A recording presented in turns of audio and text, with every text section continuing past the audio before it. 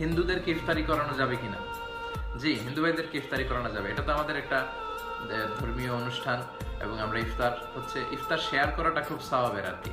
হিন্দুদেরকে ইফতারি আপনি করাতে পারেন, হিন্দুদেরকে দিয়ে আমাদের সব কাজই করাতে পারেন। এটা তো আরো ভালো যে সেই মুসলমানদের কাজ। তাকে দিয়ে যদি নামাজ করাতে পারেন তাহলে আরো ভালো, তাকে দিয়ে আন্তরিকভাবে কালিমাটা পড়াই ফেলতে পারলে আরো ভালো। তো ইফতারিগুলো যেটা হবে, আপনার প্রতি একটা ভালোবাসা সৃষ্টি হবে। আমরা জাকাতের কথাই বলছিলাম যে জাকাতের টাকাও হিন্দুদেরকে দেয়া যাবে তাদের ইসলামের প্রতি মনকে আকৃষ্ট করার জন্য। তো সেক্ষেত্রে ইফতারি করানো তো আরো অনেক ভালোভাবে এটা জায়েজ। সে হয়তো ইফতারি করলে রোজার সৌন্দর্যগুলো আপনাদের সাথে দেখলে তারা হয়তো আরো আকৃষ্ট হবে দিনের প্রতি, ইসলামের প্রতি আকৃষ্ট হবে। অবশ্যই হিন্দু ভাইদেরকে আপনাদের ইফতার পার্টি, ইফতারি প্রোগ্রামগুলোতে দাওয়াত করুন। একজন ভাই প্রশ্ন করছে, ওসমান গনি আপেল ভাই, তারাবি কি একা জামাত করা উত্তম, মানে একা না সে জামাত শুরু করা উত্তম?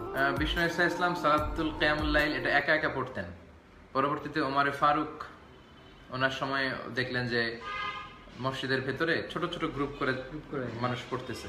তখন ওমরে ফারুক বললেন যে এই ছোট ছোট গ্রুপ না করে যদি একটা গ্রুপের পেছনে বড় করে জামাত করা যায়, তখন তিনি 20 রাকাত করে, খুব সম্ভবত উবাই ইবনে কাব ওনার নেতৃত্বে তিনি বিশাল বড় একটা জামাতের ব্যবস্থা করলেন। প্রথম দিন, দ্বিতীয় দিন, তৃতীয় দিন এভাবে বাড়তে বাড়তে শুরু করলো, তখন তিনি জামাতের ব্যবস্থা করলেন। তারপর থেকে এভাবে জামাতে চলে আসছে মসজিদুল হারাম, মসজিদুল নববীতে, আল আজহার ইউনিভার্সিটি, জামি মসজিদে, এরকম বড় বড় সব জায়গায় 20 রাকাত করে সালাতুত তারাবি পড়ে। আপনারা 20 রাকাত পড়তে পারেন। কারো যদি মনে হয় যে না, আল্লাহ রাসূল যে 8 রাকাত করেছেন সেটাই আমাকে বেশি শক্তিশালী মনে হচ্ছে আপনি সেটাও পড়তে পারেন। এ নিয়ে আসলে তর্ক বিতর্ক, কাদা ছোড়াছুড়ি এটা আমাদের করা ঠিক হবে না।